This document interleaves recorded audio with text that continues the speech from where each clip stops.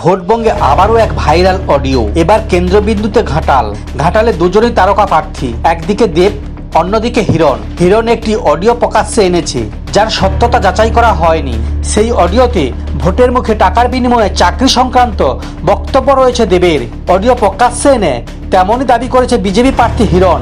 হিরণের দাবি, চাকরির আশায় 9 লক্ষ টাকা দিয়েছে এক মহিলা, এরপর চাকরি না পেয়ে ফোন করে টাকা ফেরত চান ওই মহিলার সঙ্গে ফোনে কথোপকথনের অডিও প্রকাশ্যে এনেছে হিরণ। মহিলা বলছেন, দেবদা কেমন আছেন? তখন দেব বলছেন, ভালো আছি, তুমি কেমন আছো?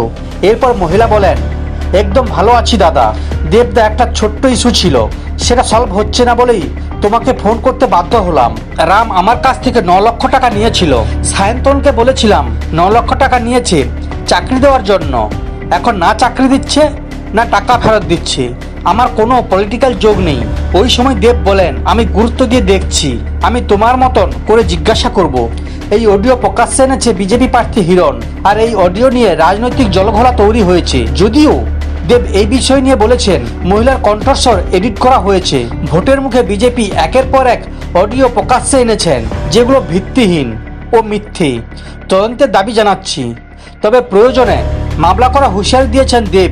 এই ভাইরাল অডিওতে মহিলা যে রাম বলে তার কথা বলেছেন, সেই তৃণমূল নেতা রামপদ মান্না বলেছেন এটা বিজেপি চক্রান্ত করে ফাঁসাচ্ছে। যদিও হিরণের বক্তব্য, পুরো বিষয়টা জানতেন দেব। সায়ন্তন তো দেবের সেক্রেটারি। এটা চাকরি বিক্রি করা রাকেট। এখন সাহস করে মানুষ মুখ খুলছে। সমস্ত খবর দেখতে এই চ্যানেলের সঙ্গে থাকুন। ধন্যবাদ।